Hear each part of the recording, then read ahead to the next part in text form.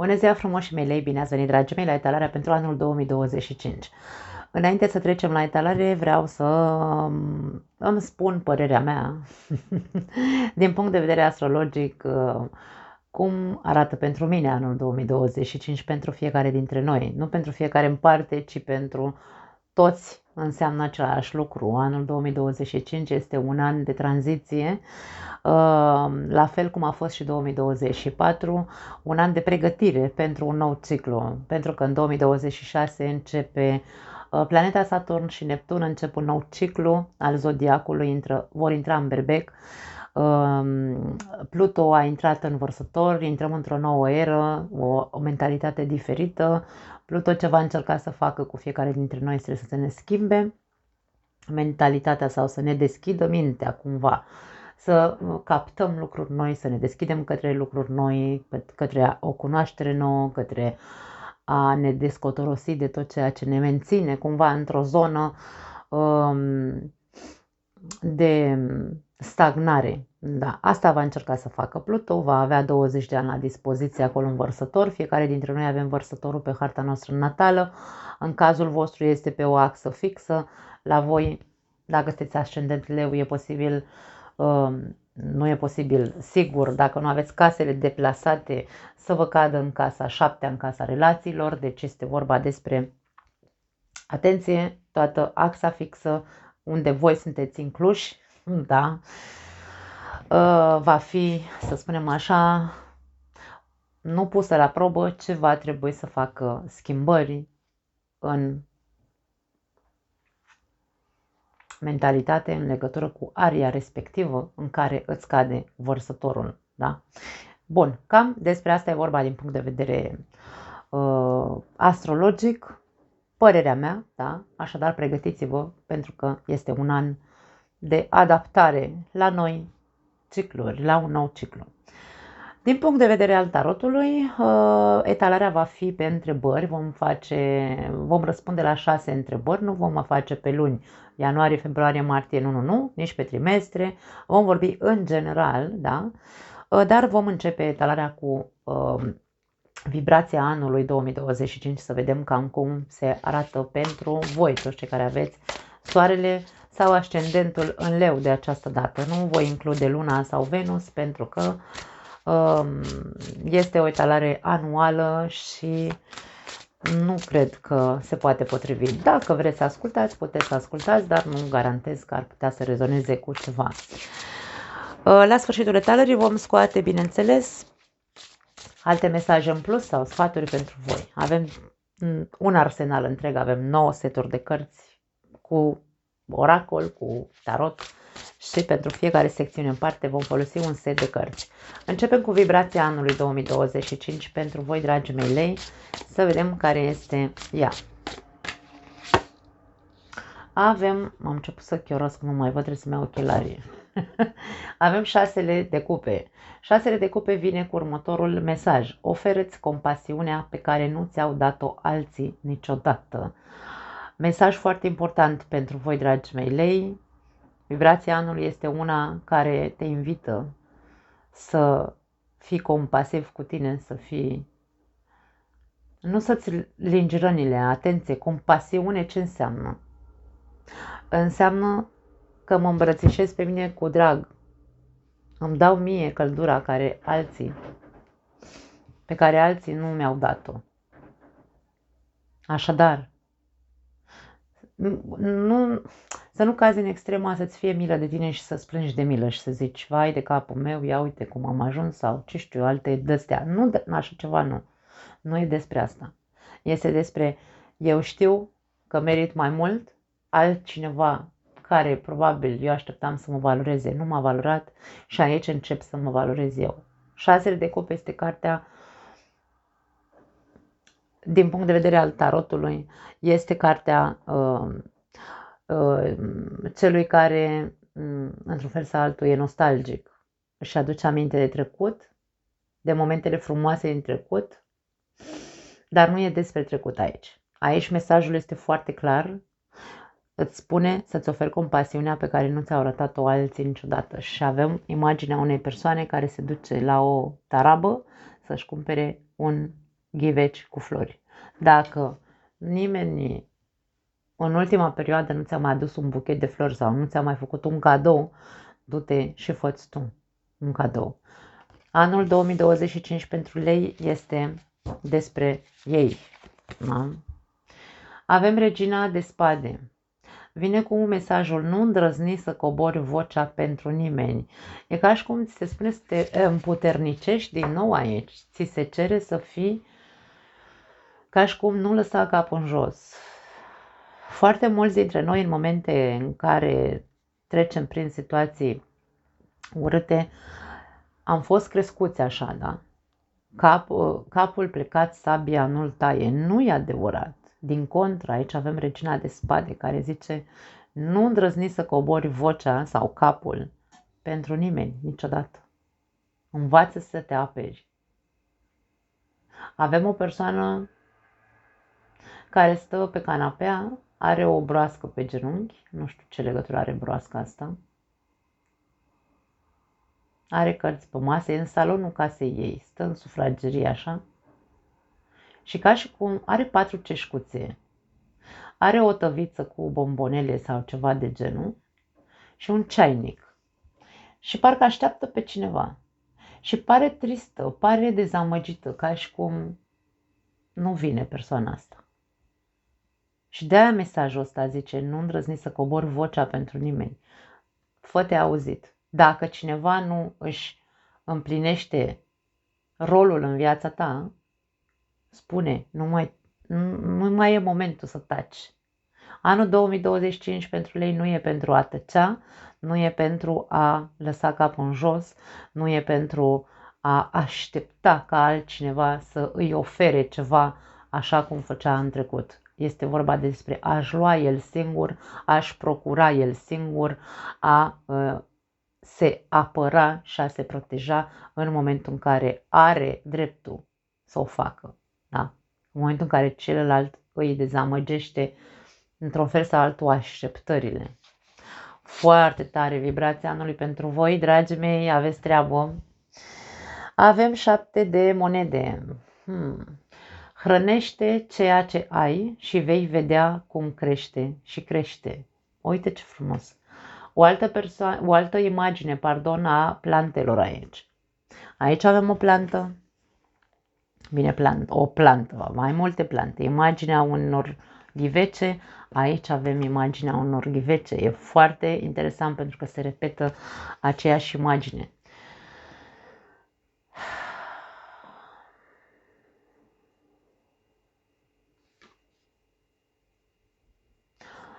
Plantele trebuie să le avem grijă de ele, nu? Dacă nu, mor, e clar. Când avem grijă de ele, cresc.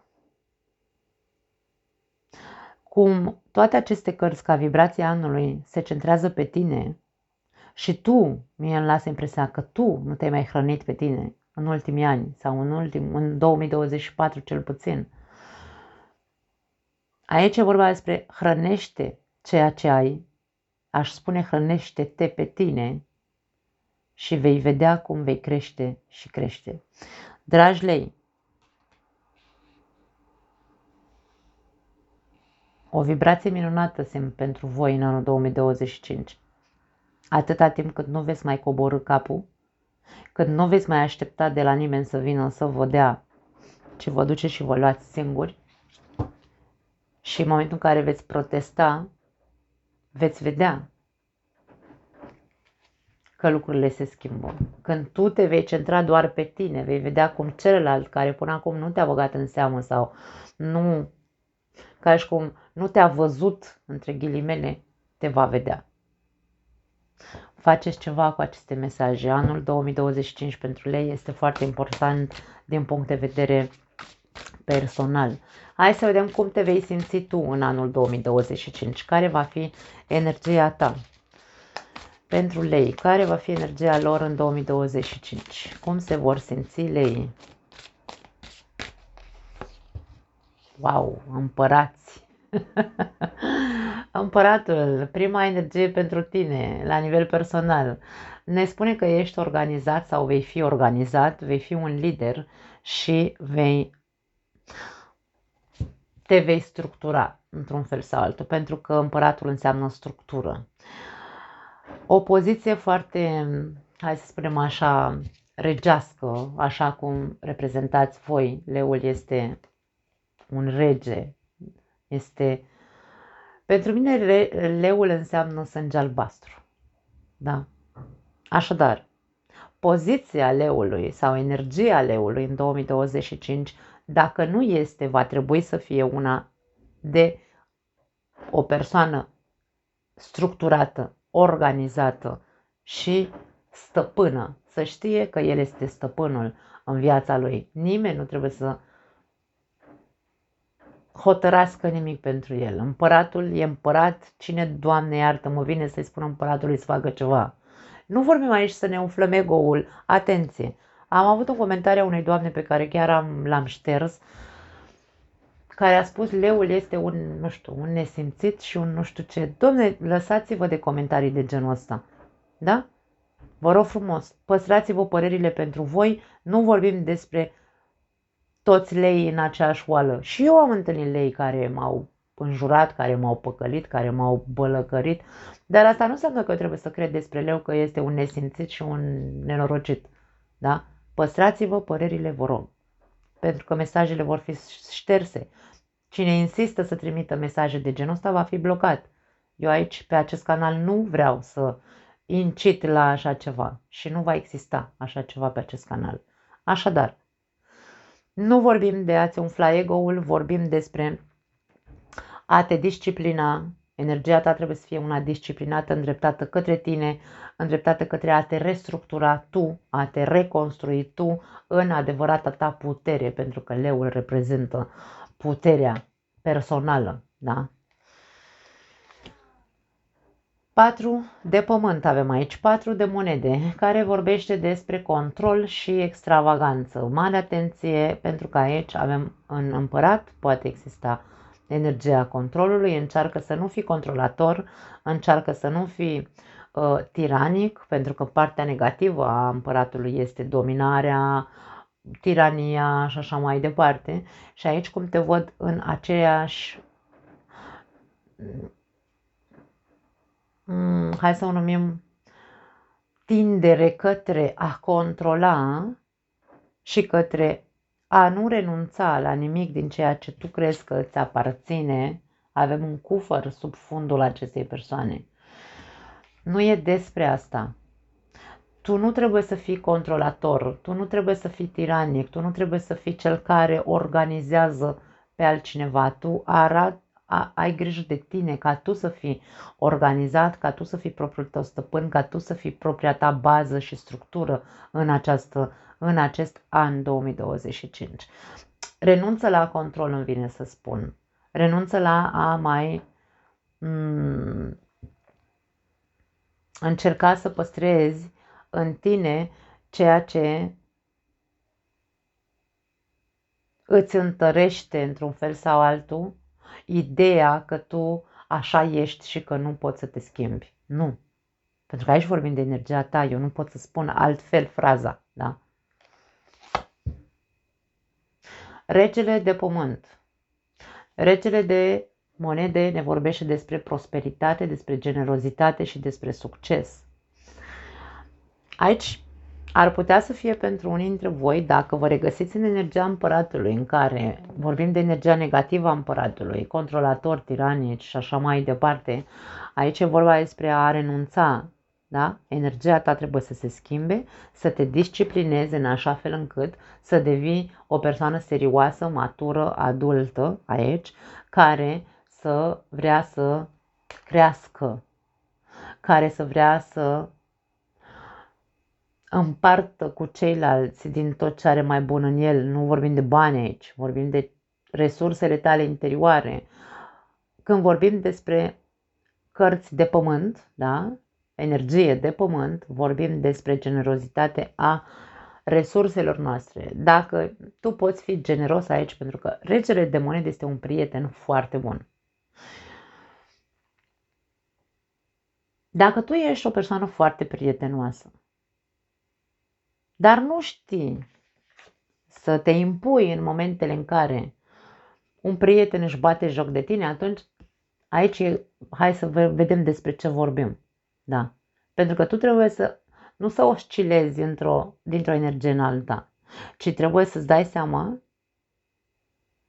cu ce te identifici mai mult. Cu a fi o extremă a generozității și a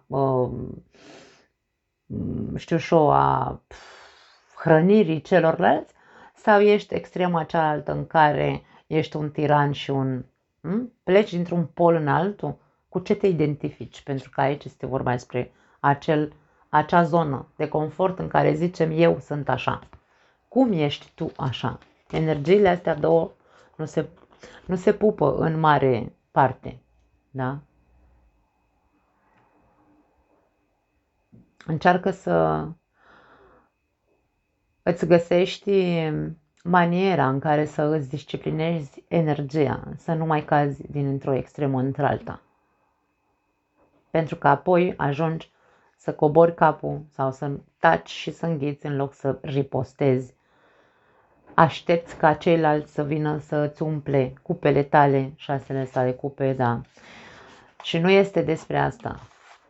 Este despre a te hrăni pe tine, ca să crești. Despre asta e vorba în 2025.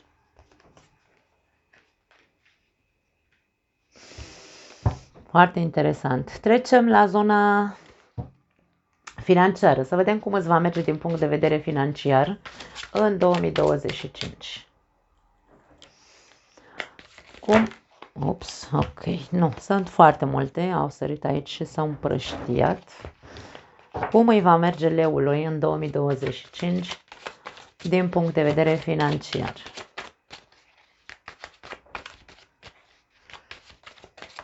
Ok, a sărit o carte, o luăm.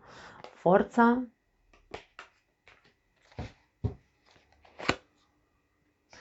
Cinci de monede și 4 de cupe. Și forța este o carte de control, de dominare, și forța este o carte de instinct de supraviețuire într-un fel sau altul.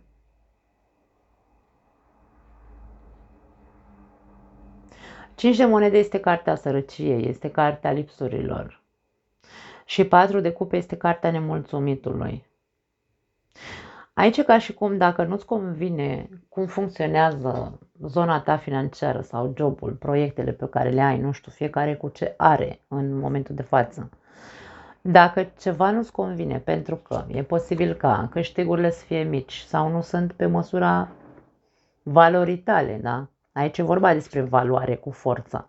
Tu te valorezi cu adevărat sau stai pe 2 lei la un job doar pentru că ai nevoie să supraviețuiești? Viața nu e doar despre supraviețuire, da? Încearcă să analizezi foarte mult. 4 de cupe, o carte de analiză. Analizează foarte mult aspectul ăsta. Dacă stai unde stai doar pentru că ai acolo, nu știu, trebuie să înghiți ceva. Dacă nu-ți convine cât ești plătit, dacă nu-ți convine cât, știu și eu, aici e vorba de a prelua controlul. Doar tu poți să schimbi lucrul ăsta. Doar tu poți să preiei controlul, frâiele cum ar veni, să-ți învingi fricile, pentru că în cartea Forța nu există frică. Da? Aici nu vorbim despre a te risca, lasă-ți locul de muncă din altă parte, nu. Caută ceva întâi, da? Și în momentul în care ai găsit ceva care într-adevăr unde să fii plătit exact pe ceea ce meriți, pe cât meriți, atunci da, părăsește acel loc de muncă, nu mai sta degeaba acolo, cum ar veni.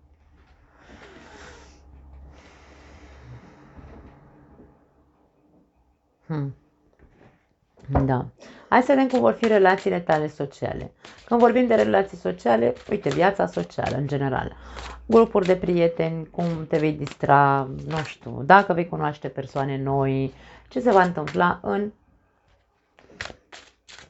între tine și persoanele care cele mai apropiate ție sau care fac parte din zona ta de social, să zic așa. Hai să vedem. Steaua. Asta e, uite, foarte interesant. Și 2 de monede. Vei evalua în acest an, vei evalua dacă te vei împăca sau nu cu cineva cu care ai rupt o relație de prietenie pentru unii dintre voi. O relație de prietenie foarte strânsă. Ați fost ca frații, ca surorile, mă înțelegeți. Foarte interesant. Poate exista pentru unii dintre voi varianta ca o persoană cu care tu ai avut o relație de prietenie foarte, foarte, foarte strânsă, poate ați crescut, de ce nu, împreună, poate fi. La un moment dat, ori s-a întâmplat ceva și s-a rupt relația, ori fiecare a avut viața lui timp de nu știu câți ani și n-ați mai vorbit. Și aici vorbim despre o reluare. Reluare a unei relații de prietenie. Va trebui să iei decizia, tu va trebui să te hotărăști. Aici ambele cărți ne vorbesc despre împăcare, despre un nou început, dar aici este vorba de tu cântărește. Cântărește bine. Dacă este sau nu viabil pentru tine, în cazul în care dacă nu v-ați mai vorbit, poate a fost pentru că ați fost, nu știu, a fost o răfuială aici, ori voi știți. Voi trebuie să evaluați dacă mai dați sau nu o șansă acestei persoane. Despre asta e vorba, dar aș spune că este o persoană importantă pentru voi. Da. Sau a fost importantă într-un anume moment în viața ta, da? Bun, hai să vedem zona iubirii pentru cei care au o relație deja, să vedem cum se arată anul 2025, dragii mei, pentru voi.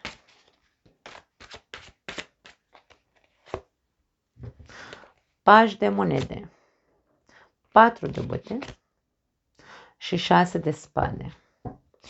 Pentru mulți dintre voi, cei care aveți o relație, aici este vorba despre a face primii pași. Anul 2025 este un an de reconstrucție. Să faceți primii pași, încet, încet, către a reconstrui, către a vă împăca, către a relua relația într-un mod, hai să spunem așa, constructiv. Da? Pentru că de aia spunem reconstrucție. De ce? E nevoie să depășiți foarte multe lucruri din trecut care au durut foarte tare. Evenimente care au făcut mult rău acestei relații. Ceva din trecut trebuie depășit. Trebuie să se ajungă la liniște și pace. Intenția anului 2025 pentru leii care au o relație este să îi inspire pe lei să înceapă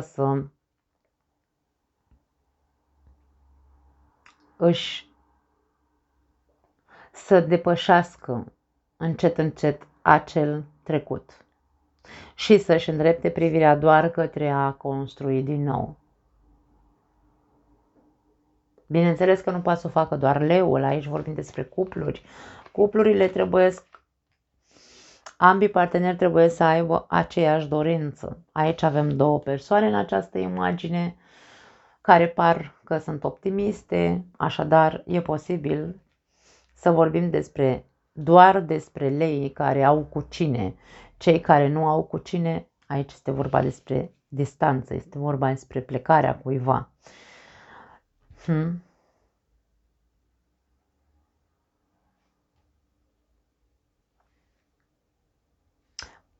Pentru unii voi poate fi o mutare. Dacă nu puteți să depășiți din punct de vedere psihologic ce s-a întâmplat între voi în relația voastră, aici e posibil să vă hotărâți să părăsiți acea casă în care locuiți și să plecați, să vă mutați în altă parte. Pentru alții dintre voi, poate copilul vostru, unul dintre copii, dacă aveți mai mulți, pleacă de acasă, se mută singur. ar putea să fie. Acum, nu știu de ce am simțit nevoia să zic asta, dar cam asta e. Hai să vedem pentru cei singuri. Dacă veți cunoaște pe cineva, dragii mei, și cum va fi acea persoană, vom încerca să căutăm anumite tipsuri care să putem să descriem acea persoană ca tu să poți să o identifici, da? Pentru lei singuri, dacă vor cunoaște pe cineva în anul 2025 și cum va fi acea persoană. Hai să vedem. Două opțiuni. Mi-aduc aminte că și la lei în luna decembrie, la etalarea voastră a ieșit tot două opțiuni, dragii mei. Lumea, wow! Și împăratul, buf! Ok.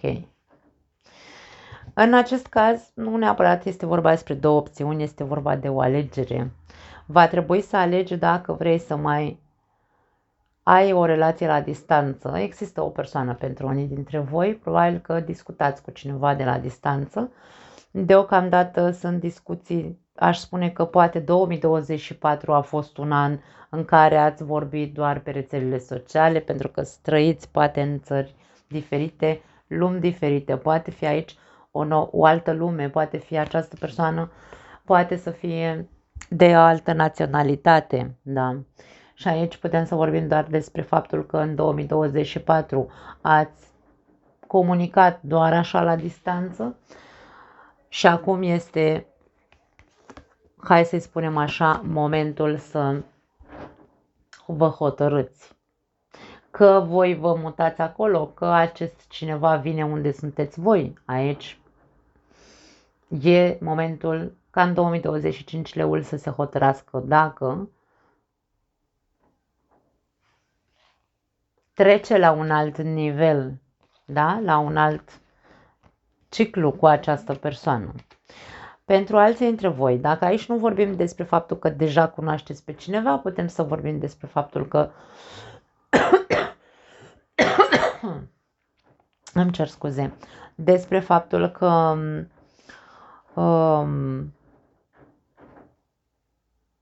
poate apărea cineva în viața ta, așa cum am spus, o persoană de altă naționalitate sau o persoană care, chiar dacă e român, de exemplu, trăiește într-o altă țară, este o persoană foarte sigură pe ea, este o persoană destul de,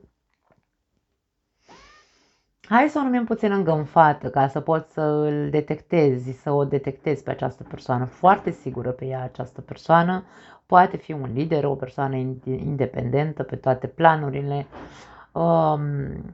dar aș spune că ți se pare un pic înfumurat. Și tu aici va trebui să decizi dacă îi dai aici o șansă să vezi ce poate capul acestei persoane.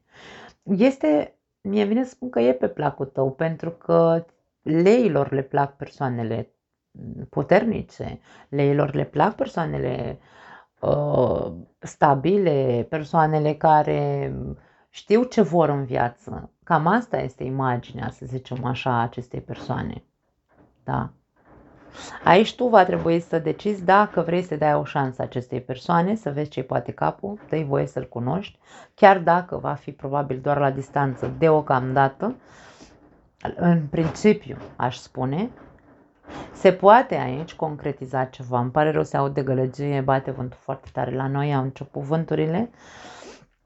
Se poate concretiza ceva, se poate ajunge undeva aici, alături de această persoană. Mă refer la o relație, da? Se poate concretiza o relație între tine și această persoană. Da. Hai să vedem și zona sănătății cum arată în 2025 pentru voi. Leii mei frumoși, să vedem. 2025, zona sănătății.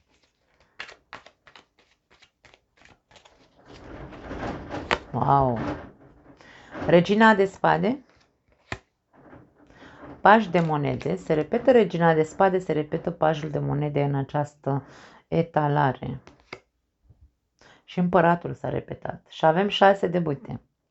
Ok, aș spune că depășești cu succes un eveniment problematic cu sănătatea în cazul în care ai avut probleme. totul iese bine ca la carte, te văd foarte strict în ceea ce privește trebuie să fac lucrurile așa ca eu să fiu bine din punct de vedere al sănătății. Nu văd probleme de sănătate. Foarte mult țin să precizez să încercați să nu fiți foarte agitați din punct de vedere psihologic, pentru că aici avem bâte și spade, care sunt ideile noastre, mintea noastră, care poate să o ia așa la galop. Șasele de bâte este o persoană pe cal aici, o persoană de acțiune. Încercați să vă temperați un pic când știți că săriți calul, că ori un exces de gândire, da? Mai luați câte o pauză câteodată, mai stați așa singuri, voi cu voi, încercați să nu vă lăsați mintea să vă ducă unde vrea ea. La nervi, sistemul nervos, pentru că ne enervăm foarte repede și aici se cere ceva temperanță, să zicem așa. Cam astea sunt aspectele care trebuie ținute în cont, într-un fel sau altul. Bun, hai să vedem ce alte mesaje mai avem de la cărțile oracol pentru voi sau sfaturi, ce-or fi ele, nu are importanță, da? Pentru lei, să vedem. 2025, ce trebuie să mai știe leul?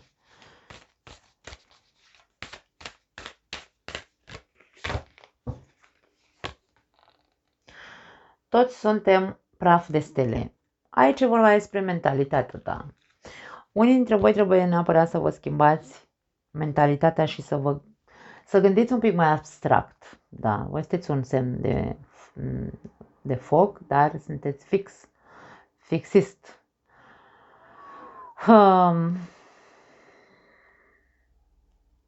Poate nu ți-ar strica să mergi un pic pe partea asta spirituală, în care să integrezi în tine ideea, nu neapărat ideea să nu mergem pe cărări, să ne gândim, vai, începem să o luăm pe cealaltă parte în care zicem suntem minunați, suntem praf de stele sau alte lucruri, da? Aici este doar a conștientiza că în univers toți suntem, într-un fel sau altul, în acest univers toți suntem la fel. Încercați să... Leul este guvernat de soare. Soarele este sus pe cer, strălucește, are nevoie să fie centrul atenției, dar pe lângă soarele tău mai există și alți sori în acest univers care au nevoie să strălucească. Este cumva imaginea acelei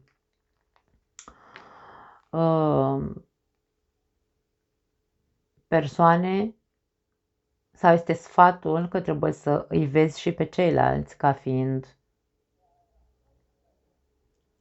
un soare la fel ca tine. Să ținem cont de ceilalți, cumva, îmi vine să zic cu această imagine. Schimbă-ți percepția că nu ești singur în acest univers.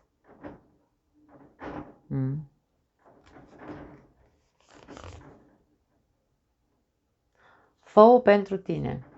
Foarte interesant. Fă-o pentru tine. Nu știu ce legătură are mesajul ăsta. Tu știi ce ai de făcut. Poate are legătură cu prima parte a etalării când vorbeam despre vibrația anului. Fă-o pentru tine. Pentru că acolo ne spunea că toate cărțile se concentrau doar pe tine. Și poate că ar trebui să ții cont de asta. Poate insistă să ne spună acest lucru. Micșorează-ți ritmul sau, hai să zicem, calcă frâna un pic. În 2025 poate că vei fi foarte... Cum văd aici mișcare, văd un ritm accelerat, cel puțin din punct de vedere al sănătății. Partea mentală, partea fizică, foarte multă agitație.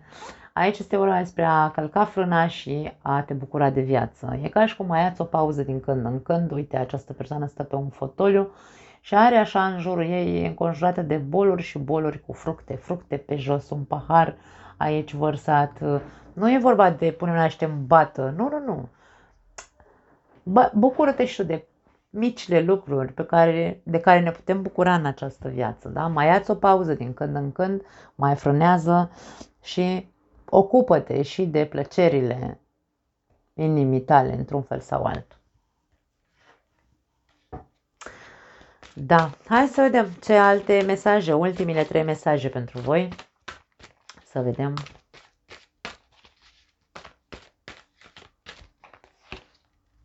Fă un pas aici, dragii mei. 2025 este un an de acțiune pentru ei. Acțiuni către ei înșiși. Oportunități. Nu scăpa nicio oportunitate. Nu scăpa nicio oportunitate care vine către tine, indiferent pe ce arie vorbim.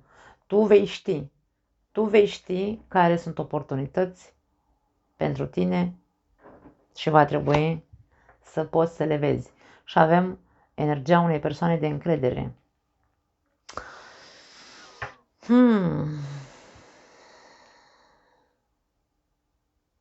Poate unii dintre voi ar trebui să-i mai dați o șansă persoanei de lângă voi. Poate asta vrea să ne spună.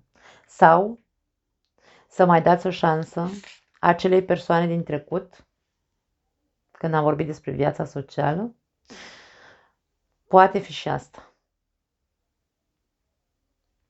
Dacă ar fi să vorbim particular pentru tine, personal, dă-ți o șansă ție să te repui pe picioare, fă ceva pentru tine, că o faci pentru tine. Aici cam asta este ceea ce pot să spun pe plan personal. Nu mai am altceva, dragii mei. Foarte interesant. Pentru fiecare zodie a fost interesant până acum. Nu mai am altceva pentru voi. Vă doresc un an minunat și vă aștept la comentarii. Ne vedem pe aici, ca întotdeauna. Ceau!